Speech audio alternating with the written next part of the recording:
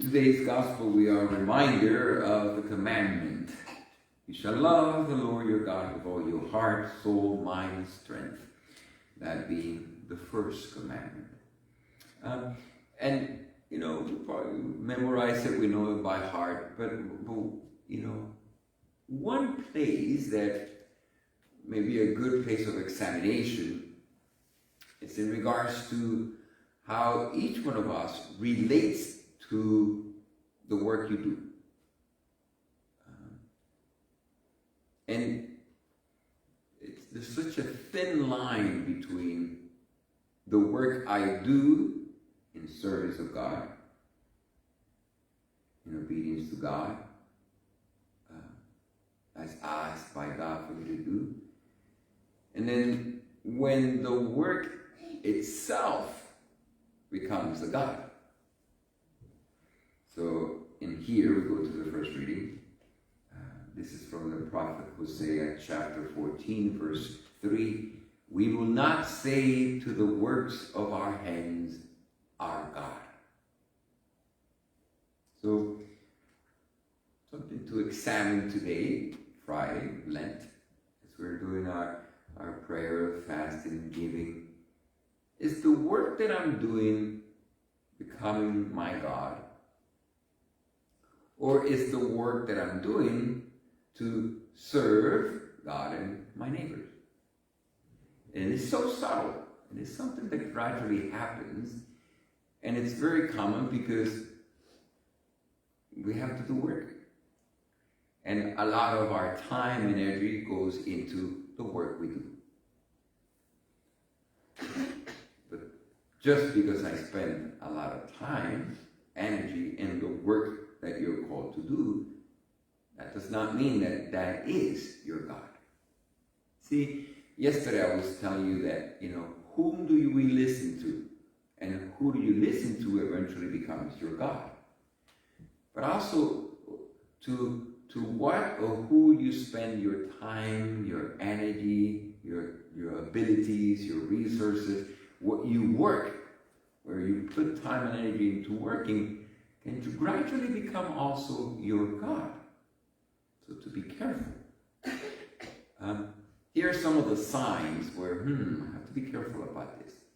Like when you're meeting someone for the first time. And it's, how are you doing? What's your name? Oh, my name is, what do you do for a living? That's one of the first questions that we ask. As if somehow the work you do defines your identity. Careful. There you're making work your God. Because in regards to your identity, the only thing that should truly define who you are is, I am a beloved child of God. Anything else will be secondary. Why? Because it goes in the same spirit of God. Love God above all things, with all your mind, strength, soul. He is my God, and that defines who I am. Now, loving God with all mind, strength, and everything often implies doing work for God, but let's not make the word our God. It's a very subtle thing, but to be reminded, we will not say to the work of our hands, our God. Now, another way this also happens, one could reduce one's identity according to the work one do. Oh, I'm a doctor. Oh, I'm a teacher. And somehow that defines, no, you're more than the work you do. The other way too is, there's something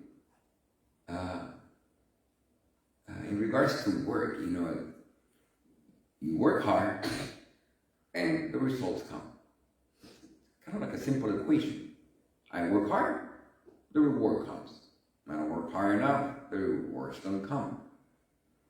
And it's easier to give oneself to work, making it your God, because it pays off. I do so much work. The work itself has its fruitfulness, and from that I receive. Let me give you an example. often I will see spouses, one of the spouses, or maybe both of the spouses, not wanting to deal with whatever difficulties are happening with the spouse or with the family, will find as an excuse, I had to go to work. I have to provide for the family. And use that almost as an escape. Why? Because the relationship at work is rather simple. It's a professional relationship. I do the work. I get what I pay, what I put into it. If I work 10 hours, I get money for the 10 hours that I work. If I do a good work, I get an applaud, I get recognition, I get esteem. When you compare with that in our relationship, in our families, with our spouses, you could be doing a lot of work and no gratitude comes your way because it is your duty, it's your responsibility, it's what it's expected for you to do. So every time you clean, every time you cook, every time you do something to fulfill responsibility at the family or at home, does not necessarily mean that you're going to get that payment back in gratitude, in recognition, or in esteem. So in the complications and the complexity of relationships at home or with spouse, one can easily escape into work because it's very simple. I work, I don't get too involved. But then what's happening is you're making your work your God. Rather than fulfilling your responsibility with the family, work is a means to provide for my family. Work is a means to fulfill my responsibility, the mission and commandment given to me by the Father to take care of these people that I love.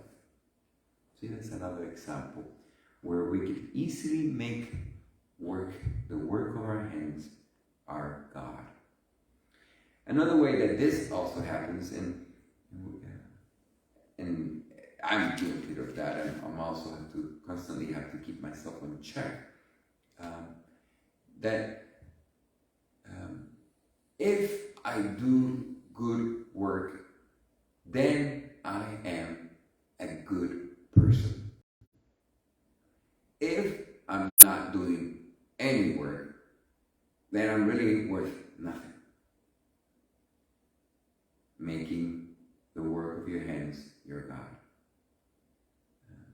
And somehow what gives me value and esteem is what I produce.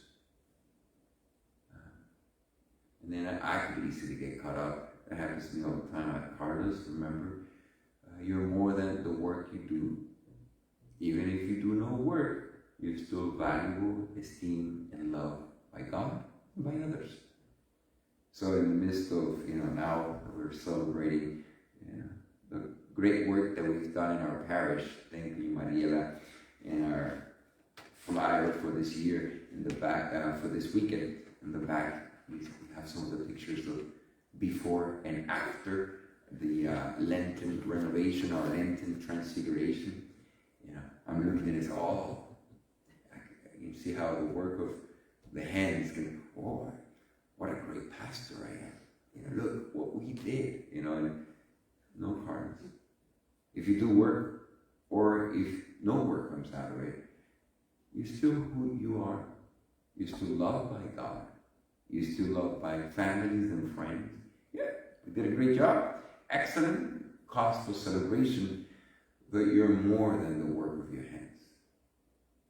So, I guess I'm utilizing this homily to make sure that I purify anything that's me getting into my ego or pride, because I too can be easily fall into making the works of my hands my God. So as we go through this Friday of Lent, it's a good one point to focus. Are you making the work of your hands your God? Or not? Ask the Spirit to align your mind and your heart that you may put things in proper priority and to continue living the first first and greatest commandment, to love God of all things, to make Him our God, and to love Him and serve Him with all our mind, our soul,